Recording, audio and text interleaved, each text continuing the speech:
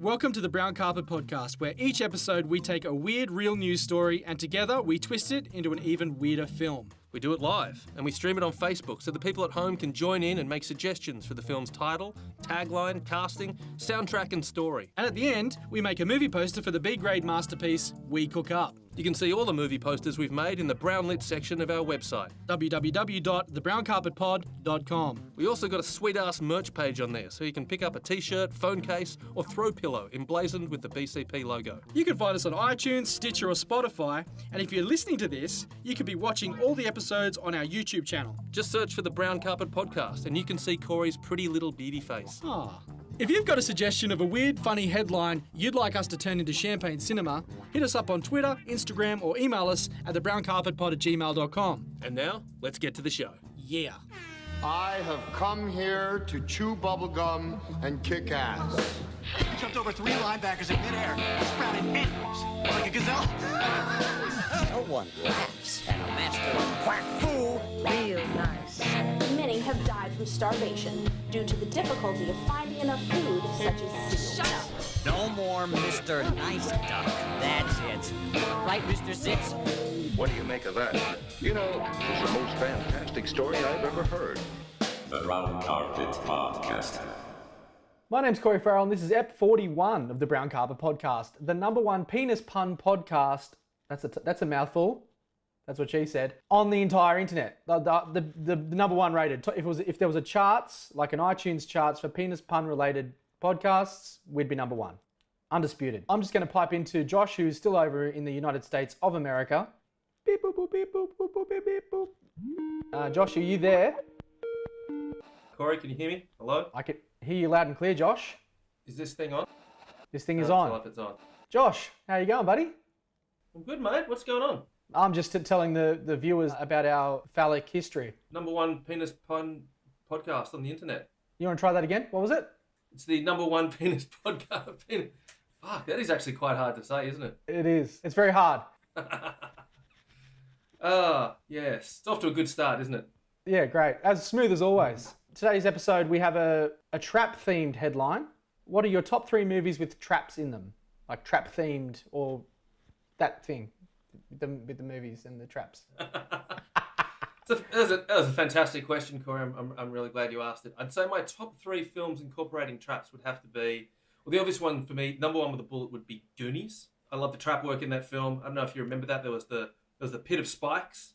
There was the bone organ that they had to play. They had to get all the notes in the right order, or else the floor would fall away. Neverending Story would be my number 2. Atreyu had to walk through like the 2 sphinxes that would know whether he was confident or not, and then he had to drag his horse through the swamp of sadness. Was that the film with the magical golden retriever that they flew on? Falcor, he was a luck dragon. And the theme song to that film is pure 80s banging gold. Like it is indeed. Neverending Story theme song. Yeah. It is absolute gold. And then I'd say number 3, Cube. It was this science fiction film where these dudes would wake up inside a cube and they had to get from one spot to the next, solving all these little weird puzzles. And if they didn't get one right, it would be like a brutal death. And I remember this one where this dude just kind of like got cubed. These razor wires went in both directions and cut him into tiny little like chunks. You got cubed. Do you have any favorite trap films? Well, Speed. That's a trap film. Keeping that bad boy above 50. It's got Keanu. It's got Dennis Hopper in it. Peak Dennis Hopper, yeah. And Saw. Saw's a great one. Yeah. Now you're talking about the Goonies. I see a lot of Saw in Goonies. There's a funny meme on the internet with Sam Burgess and the one-eyed Goonie. You know who's the really odd-looking guy in the Goonies? What's his name? Sloth. There's a funny side-by-side comparison of Sam Burgess from the Rabbitohs, and you got to put that up. It's hilarious. That's cruel. Well, I mean, no one likes South Sydney anyway. So what is the headline that we're going to turn into a weird film today? Mate, this headline is a good one. Actually, there's a great piece of video that accompanies this headline. Real estate investors unknowingly buy booby-trapped house. Nice. Here's the story. A team of Philadelphia real estate investors was lucky to avoid what could have been a tragedy after coming across a stairway booby-trapped with a swinging knife.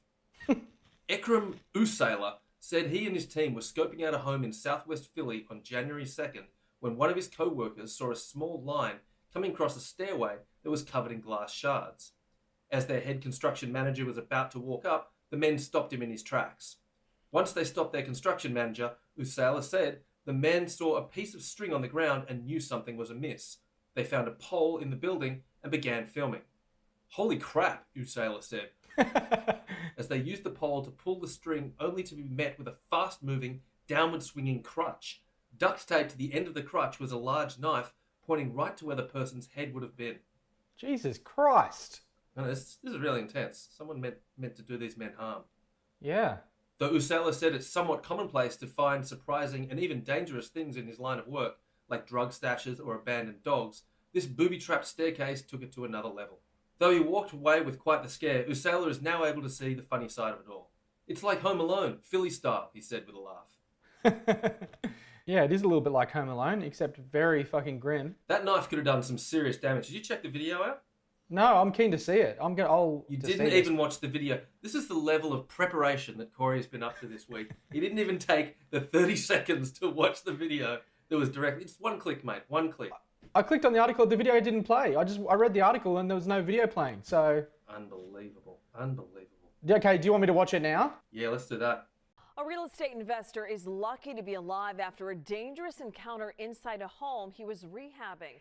He recorded this video from inside the rundown row home in Southwest Philadelphia. He says he and his colleagues were performing a walkthrough of the property when they came across a string attached to a nail on the wall. Jesus. When he looked above the stairs, he realized the house had been booby-trapped. Oh, shit. Jesus. That goes... No. Jesus Christ. Yeah, take a look at that. That's a knife attached to a metal crutch. The man behind the camera says Yeah, wow. They ain't playing. That is fucked up. You know what? I wish people would just shoot in landscape. It should be a jailable offence. I agree. That's pretty fucking intense. I don't know what you did on your Monday night, mate, but my Monday night, I tuned into the Michael Jackson documentary. I don't know if you had the opportunity yet to kick through that whimsical tale of Let me Jacko. guess. It's not PG. No. It's a grim watch at the best of times, mate. It's pretty dark stuff. It's kind of been cycling around in my brain all week. So here's the idea I came up with. Current day, and we've got a large team of real estate investors, like maybe a 10-person squad, and they're being sent out to Neverland Ranch. For such a prime bit of real estate, there would be a few people involved, right? The thing is, it's so massive. Like, I don't think you do it with a team that's any smaller, because he's got the petting zoo, he's got the theme park, he's got all the hidden rooms and the freaky.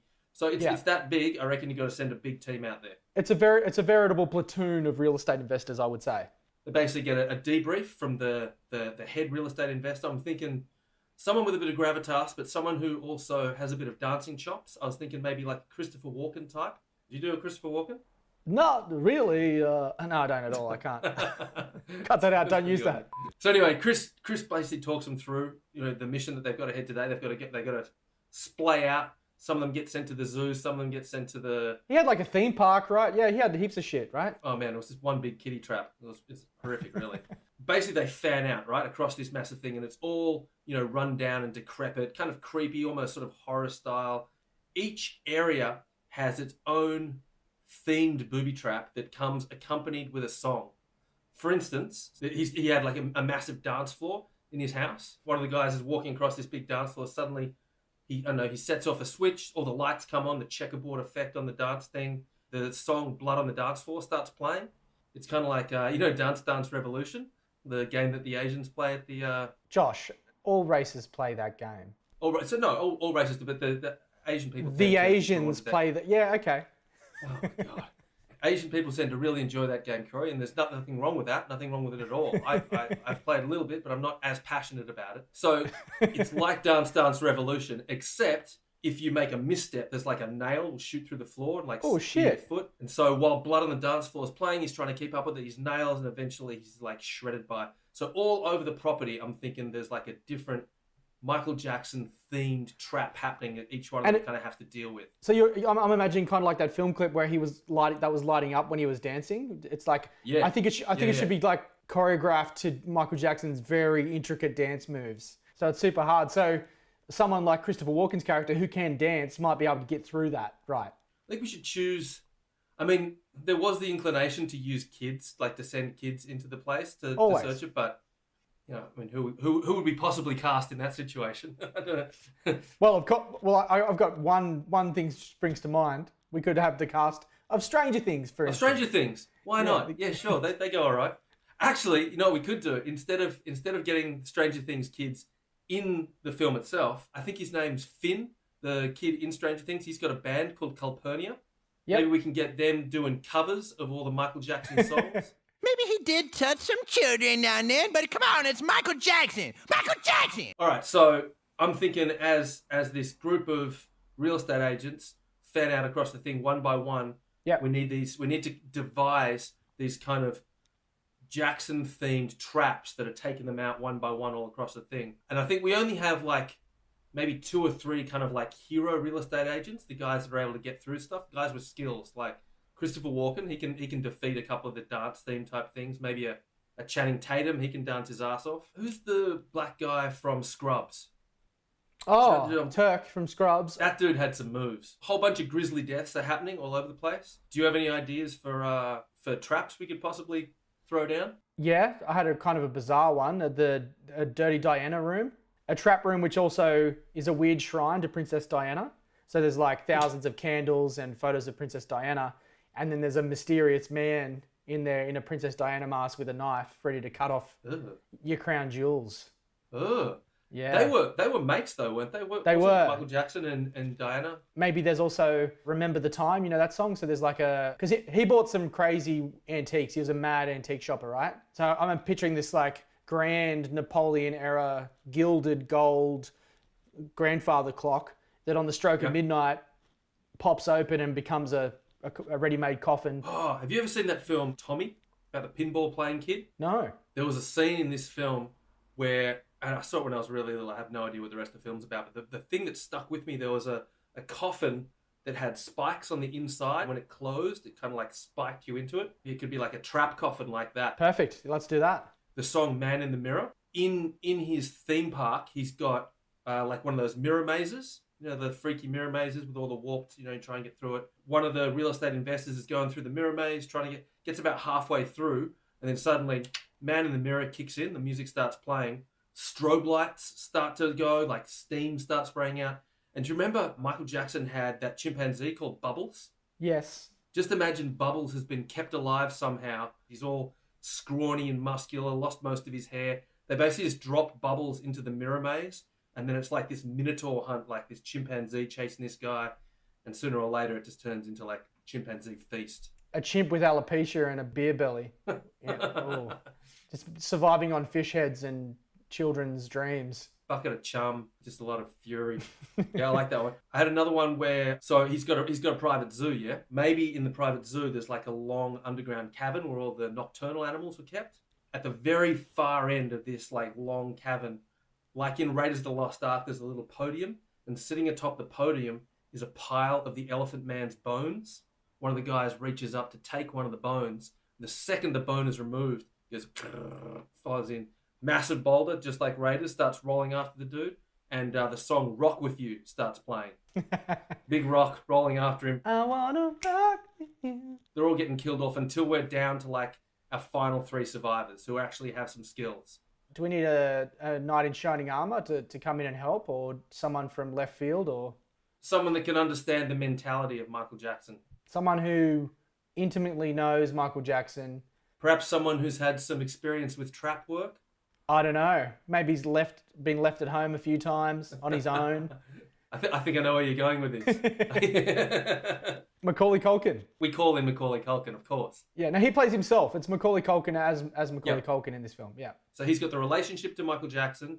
He's got 2 Home Alone movies, worth of experience. Yeah. So he knows traps back to front. He's got that mentality of like the child mind thing. So he's able to, he didn't have a childhood either. So he's able to kind of understand some of Michael Jackson's things, get ahead of them. So they call him in. Chris Walken, Channing Tatum, Turk from Scrubs, and Macauley. I don't know. How does he arrive? Would he jetpack in? How does Macaulay get there? Like Macaulay Culkin gets an Uber there. No jetpack? How are we gonna go? No jetpack. I think his jetpack money's gone. He's got Uber money. Where do they need to get to in the house? Is there like a Is there a thing where there's like a main room, like a control room, or is there? Yes. Is it the bedroom, the penthouse? That was one of the things that came out in Leaving Neverland was there were rooms inside rooms and doors inside doors and like hidden spaces. And so one of the only people that would know where all these hidden spaces would be Macaulay, obviously. And maybe there was like this one secret space, like a panic room type situation where Michael would go. How's this for an idea? Before he died, he had his conscious uploaded into the house. Okay. Through like a mainframe. Fuck, I sound so dated, don't I? through like the floppy disk that is his mind now. Yep. You know what I mean? The AI. He's like the artificial intelligence of the house now. They need to get to that room that you're talking about, that panic room, which happens to be his bedroom, and decommission it. Unplug all the sockets, destroy the hard drive. Yeah. Yeah. But his AI is in the house, but it still needs to be operated by someone. Someone who's come to the defense of Michael Jackson recently and who has previously modeled himself a lot like Michael Jackson in his music career, Corey Feldman. Corey Feldman. He's keeping Michael's dream alive. Yeah. I'd totally buy him doing that. In order to maintain this sort of 24-hour consciousness thing, plus his shitty music career that he's going on the side, he's probably filling himself with like a mountain of like amphetamines or whatever just to keep himself kind of on the ball. So he's right on the ragged edge of crazy, like drug fueled, sweaty all the time. Like he's literally got the jacket on, the bejeweled glove. Oh, maybe it's something as sadistic as as they're getting through the traps one by one because they've got Macaulay now kind of on point and he's like solving the puzzles. They're getting closer and closer. When they get to that final door to break into that barrier, rather than complete one of Michael's lyrics, they've got to complete one of the lyrics from Corey's shitty songs, and no one knows them because they're just fucking terrible. Yeah, that's good. I like that. How many people break into this final inner sanctum? Will it just be like a showdown between maybe Macaulay and Corey, or like will Chris Walken get through? Or I like the idea of it's a showdown between Macaulay and him. Maybe Chris Walken does something really heroic to kind of get him through there. Like his final dance spectacular where he really goes to town, but in doing so ends up, falling into like a wood chipper or something and getting sprayed against the wall. Yeah. It'd be almost like a Scarface final scene where Macaulay busts into the room and there's Corey sitting behind a big mountain of cocaine. Pulls the white shirt open, like there's a wind machine and he's like flapped like, ah! Yeah. So what goes down in this final battle of wits between these two? Well, how about this? We don't see what happens. We hard cut out of that room. Macaulay and Corey Feldman living together in this weird. It was all set up all along. Macaulay was bringing these people. They were never going to sell the house. Oh. They were never going to sell the house. Because Corey and Macaulay were both childhood friends of Jackson's. He's groomed them. Even post-death, he's still grooming them in the afterlife. And one of the last shots is like them both fixing the sign up on the Neverland Ranch, and it's like changing it to Foreverland. Yeah. Oh, dude, I've got a really fucked up ending. We see Foreverland kind of like spray painted on. The camera slowly pushes into the ranch, and we go like up one of the grand stairways and stuff. As we head up the stairs towards that final bedroom where they had the standoff, we can hear in the distance a child crying, like a young child crying, and like obviously the thought process, oh shit, they've got like a new kid there, this obviously like a young 7-year-old kid like weeping, like sobbing. As we get closer, it gets louder and louder. The doors kind of swing open in front of us, and there's this boy, like a little black boy, sitting on a bed, and when he looks up, it's the child version of Michael Jackson. Oh, that's so creepy. The child that never was, or whatever. And Macaulay and Corey just lock the room and walk away. Yeah, like now they're the pedophiles. They're just like no, we don't have to say pedophiles. Then we're alluding to the fact that there's some creepy stuff going on. This is like a surreal, like a kind of like a Stanley Kubrick or like a, you know what I mean? Like is it real? Is it just a representation of, you know what I mean? We see the child, and then Macaulay and Corey close the door together, and like hold hands and walk away together, like weird couple who now like own this like ghost. Michael. And as they walk away, the song "Baby Be Mine," his song "Baby Be Mine" kicks in.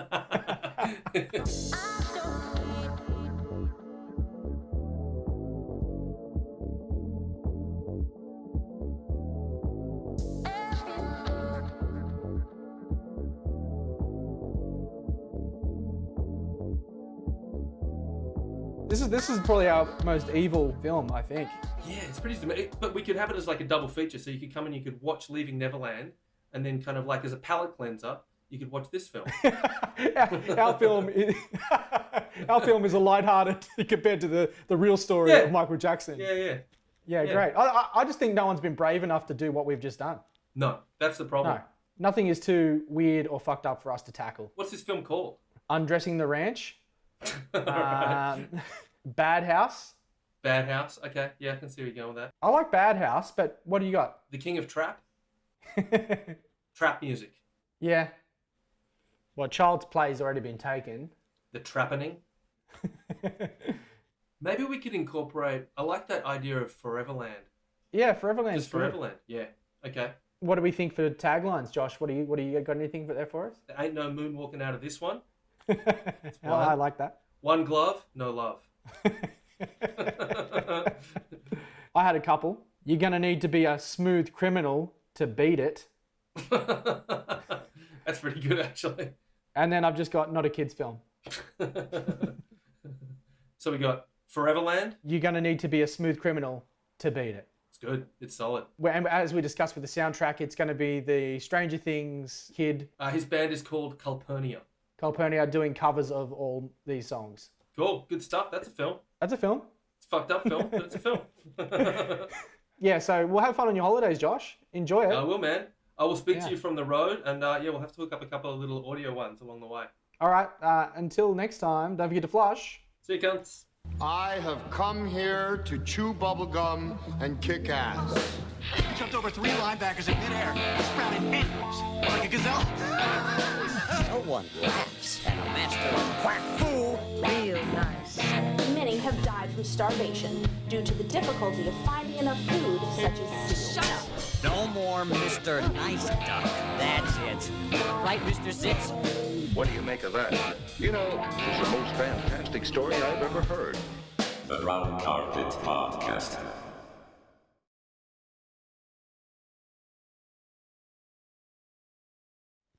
Oh, Jesus Christ. Come on, mates. You still on those you still on those energy drinks? I'm worried about you. Oh, makes my hair itch. That's not good. Testes. I've got 1, 2 testes. Welcome to the... All right. Come on, mate. Bit of energy. Smile. Act like you're enjoying yourself. I'll do that again, shall I? Welcome to episode 4. Sorry. You gotta me. Every time. This is us trying to high five and bump fists every day. Every time. Welcome to episode 41 of the Brown Carpet Podcast. My name's Corey Farrell, and Josh Groom is... Because they're now throwing me because I wait for you to say I'm Josh Groom. It's cheap rent in my head, mate. It's pretty easy to get in there, isn't it? All right. It usually rolls off the tongue, but you seem to have suffered some sort of head trauma in the last couple of weeks. I'm fucking rusty, man. Come on, mate. This is not professional at all, is it? So, Josh, don't laugh. A team of Philadelphia real estate investors was lucky to avoid what could have been a tragedy after coming... Sorry.